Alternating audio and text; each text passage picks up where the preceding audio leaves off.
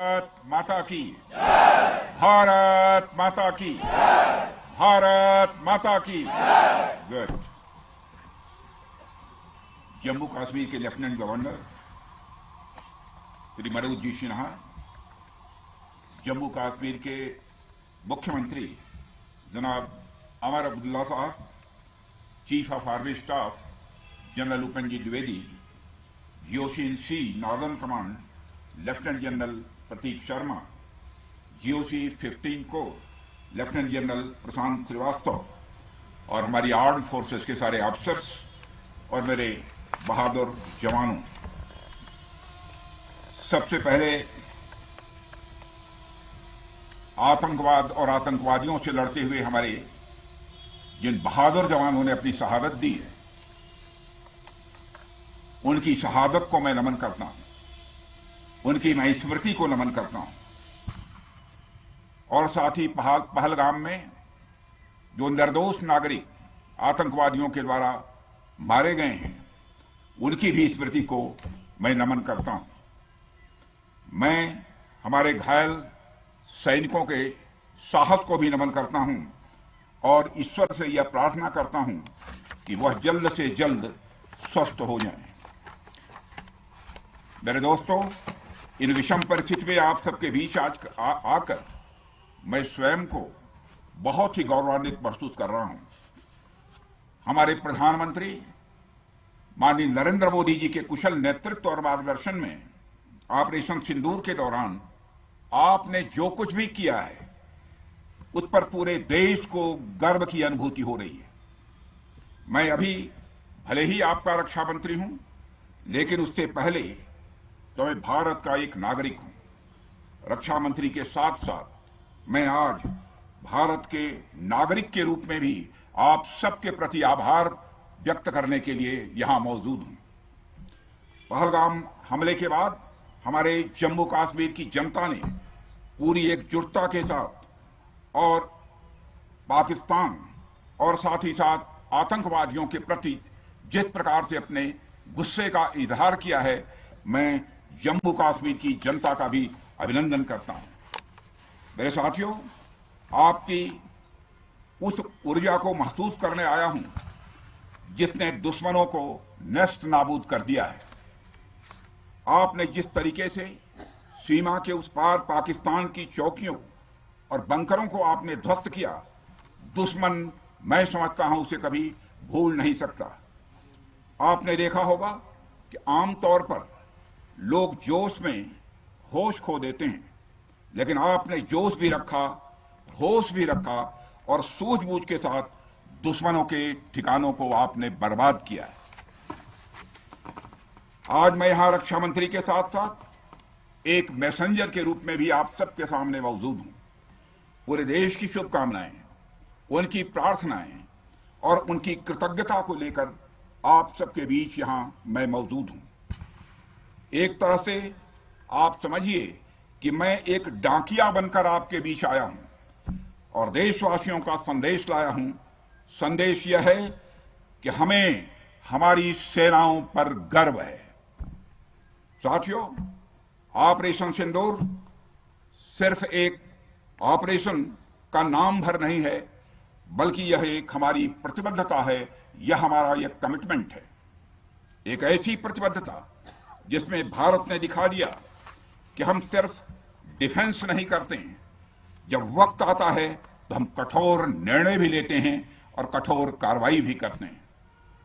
यह ऑपरेशन उस एक एक जवान की आंखों में देखा गया सपना था कि हर आतंकी ठिकाना, चाहे वह घाटियों में छुपा हो या बंकरों में दबा हो, हम वहां पहुंचेंगे और दुश्मन की छाती चीर कर हम उन आतंकी ठिकानों को खत्म करके ही हम वापस लौटेंगे।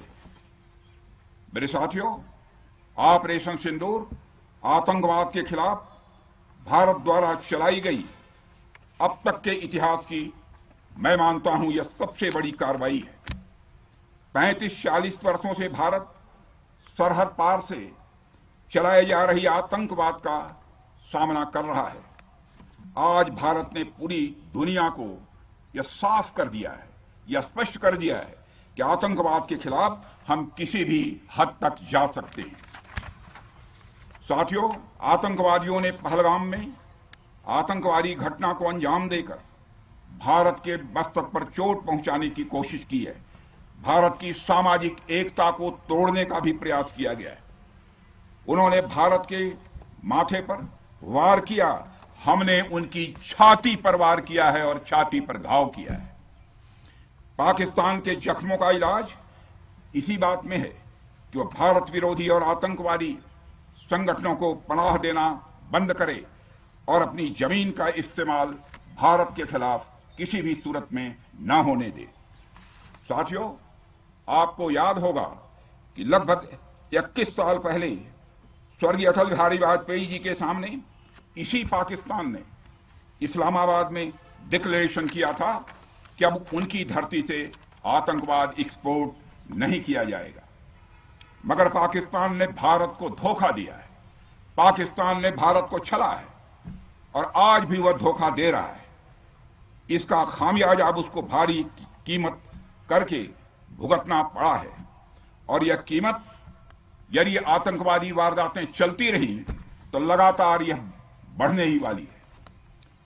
हमारे प्रधानमंत्री श्री नरेंद्र मोदी जी ने दो टूक शब्दों में आतंकवाद के खिलाफ भारत की नीति को रीडिफाइन कर दिया है, इसे परिभाषित कर दिया है, जो यह कहती है कि हिंदुस्तान की सरजमी पर किया गया कोई भी आतंकी हमला एक एक्ट ऑफ वार माना जाएगा।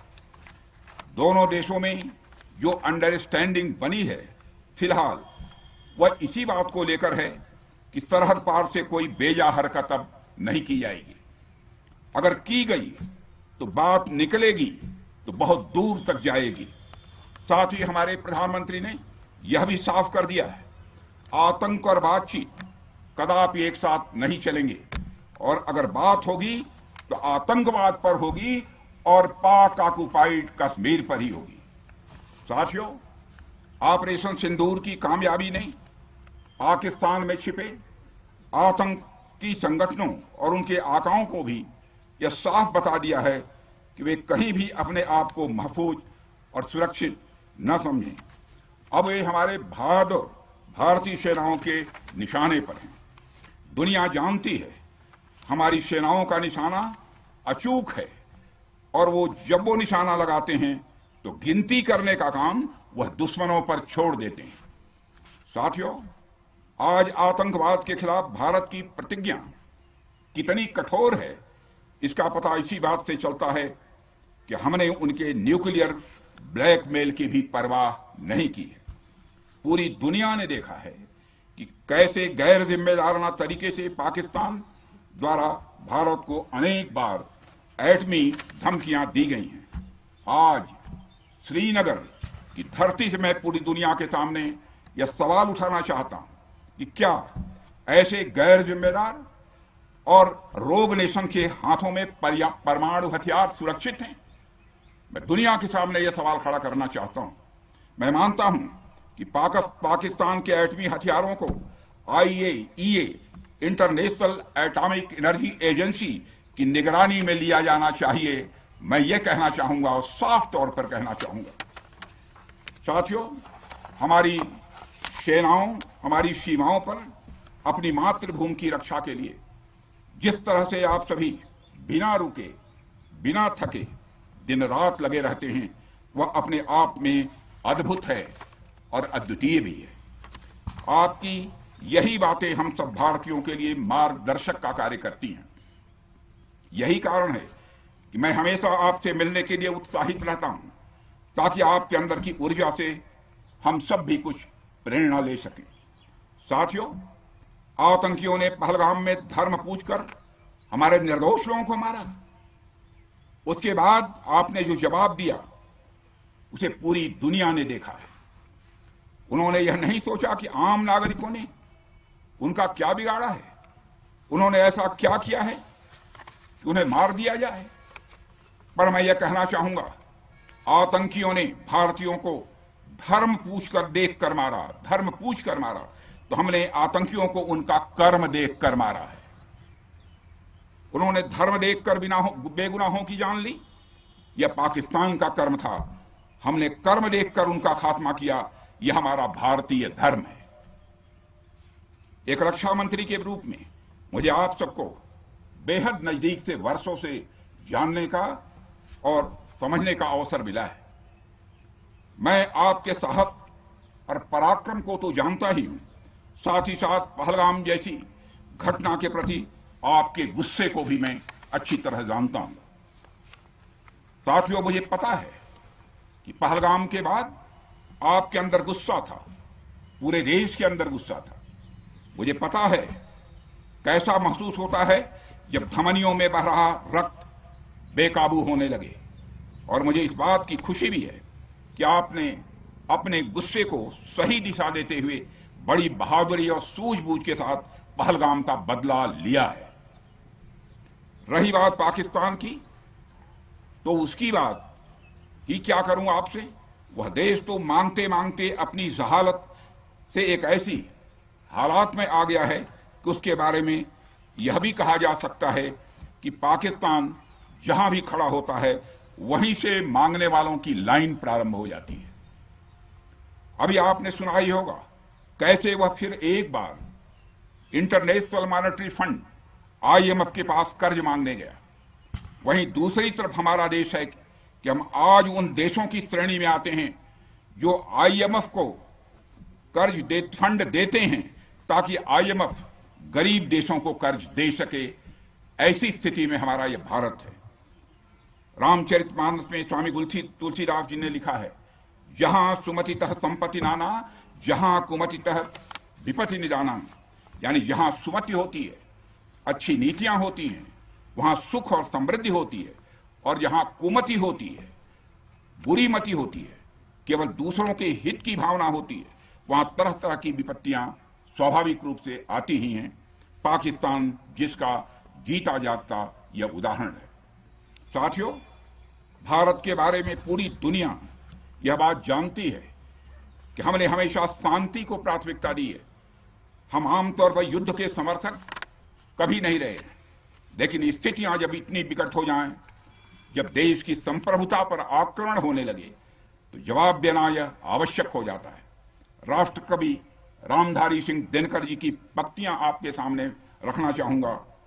रुग्ण होना चाहता कोई नहीं, रुग्ण होना चाहता कोई नहीं, रोग लेकिन आ गया जब पास हो तिक्त औषधि, कड़वी औषधि, तिक्त औषधि के सिवा उपचार क्या, शमित होगा वह नहीं मिष्ठान्न से। यानी कोई बीमारी अगर लग जाए तो वह मिठाई से दूर नहीं होती है, उसके लिए कड़वी दवा ही काम करती है। इसलिए आतंकवाद जैसे रोग के लिए भी ऑपरेशन सिंदूर जैसी दवा की बड़ी जरूरत हो गई थी। साथियों, पूरे देश में हमारी सेनाओं को और हमारे सैनिकों को एक सम्मान की दृष्टि से देखा जाता है। एक सशक्त राष्ट्र वही होता है जो अपनी सेनाओं को सम्मान के साथ साथ आधुनिक हथियार और साजो सामान भी दे जिसकी उसे जरूरत है। मुझे गर्व है कि आज प्रधानमंत्री जी के नेतृत्व में सरकार हमारी सेनाओं के लिए यह सब सारा काम कर रही है। हमने यह सुनिश्चित किया है कि हमारी सेनाएं हर परिस्थिति के लिए तैयार रहें।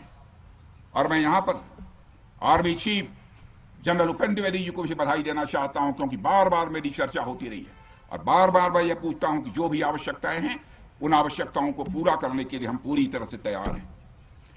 और इसलिए इसके लिए हम वर्ल्ड क्लास बेहतरीन गुणवत्ता वाले साजो सामान अपनी सेनाओं को देने की कोशिश कर रहे हैं।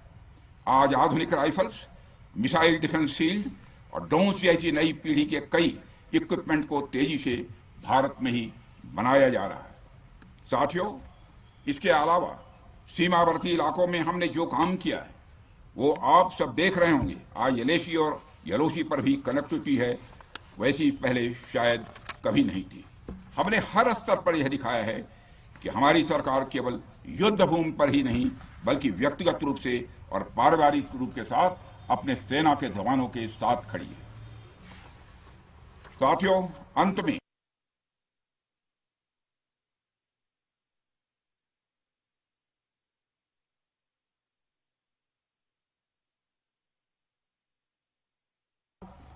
और हर कदम पर, हर स्थिति में आपके साथ कंधे से कंधा मिलाकर खड़ी है।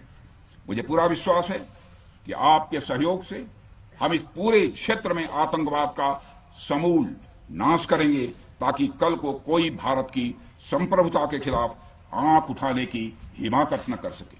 इसी आशा और विश्वास के साथ आप सबके शौर्य और पराक्रम की सराहना करते हुए और आप सभी को अपनी हार्दिक शुभकामनाएं देते हुए अपना निवेदन समाप्त करता हूं। बोलिए जय हिंद, जय हिंद। यहाँ का घोष वाक्य क्या है? इस भारत माता की जय है। क्या बात है।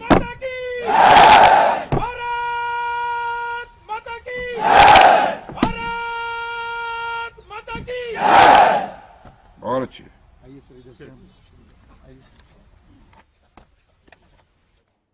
તો રક્ષા મંત્રી રાજનાથ સિંહ જમ્મુ કાશ્મીરની મુલાકાતે છે, જ્યાં તેમણે અનેક મુદ્દાઓ પર વાતચીત કરી।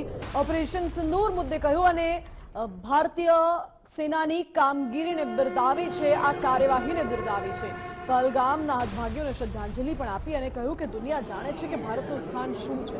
આપણે પાકિસ્તાનના ન્યુક્લિયર બ્લેકમેલની અને આવા બેજવાબદાર દેશ પાસે પરમાણુ હથિયાર હોવા જ ન જોઈએ તેવું પણ રક્ષા પ્રધાને કહ્યું છે। આતંકીઓએ ધર્મ પૂછીને સામાન્ય નાગરિકોની હત્યા કરી। ભારતીય સેનાએ જે જડબાતોડ જવાબ આપ્યો છે તે આખા વિશ્વએ જોયું છે અને આતંકીઓએ જે કાર્ય કર્યું છે ત્યારે આપણે તેમના કર્મ, આતંકીઓએ ધર્મ પૂછીને ગોળીઓ મારી છે અને આપણે તેમનું કર્મ જોઈને આતંકીઓને ઠાર કર્યા છે તેવું રક્ષા મંત્રી રાજનાથ સિંહે કહ્યું છે। સેનાનું મનોબળ પણ વધાર્યું છે અને રક્ષા મંત્રી જમ્મુ કાશ્મીરની મુલાકાતે છે। શ્રીનગરમાં અત્યારે તેમણે સંબોધન કર્યું મીડિયાને, જેમાં ઇજાગ્રસ્ત સૈનિકો છે ભારત પાકિસ્તાન સંઘર્ષ વચ્ચે તે જલ્દીથી સાજા થાય તેવી પણ પ્રાર્થના કરી અને એક નાગરિક તરીકે સૌને આભાર વ્યક્ત કર્યો છે, અભિનંદન પણ સેનાને પાઠવ્યા છે। આ સાથે જ રક્ષા પ્રધાને કડક શબ્દોમાં એક સંદેશ આપી દીધો છે। એક રીતે રક્ષા પ્રધાને એવું સમજાવી દીધું દેશને, એવું કહી દીધું કે હું સમજુ છું તમારા બધાની ભાવના। દેશના તમામ લોકોમાં અત્યારે આક્રોશ છે, કારણ કે પાકિસ્તાન સામે જ્યારે કાર્યવાહી કરવાનો સમય હતો ભારતે આતંકિસ્તાનનો ખાત્મો તો બોલાવી દીધો, પરંતુ ત્યારબાદ જે સીઝ ફાયર બાદની સ્થિતિ હતી, લોકોમાં આક્રોશ હતો, તો રક્ષા પ્રધાને કહી દીધું છે કે હું સમજુ છું તમારો આક્રોશ, પરંતુ વિદેશ નીતિને જોવા જઈએ તો બધી જ વસ્તુ, આક્રોશ દેશની અંદર છે જનતાનો એ વ્યાજબી છે, પરંતુ બીજી તરફ જોવા જઈએ તો દરેક વસ્તુ શક્ય નથી હોતી અને ભારતનું ટાર્ગેટ આતંકીઓનો ખાત્મો કરવાનું હતું, કોઈ દેશ સાથેની આપણી લડાઈ નથી। એટલે આતંકીઓનો ખાત્મો આપણે કરી દીધો છે તેવું રક્ષા મંત્રીએ કહી દીધું છે।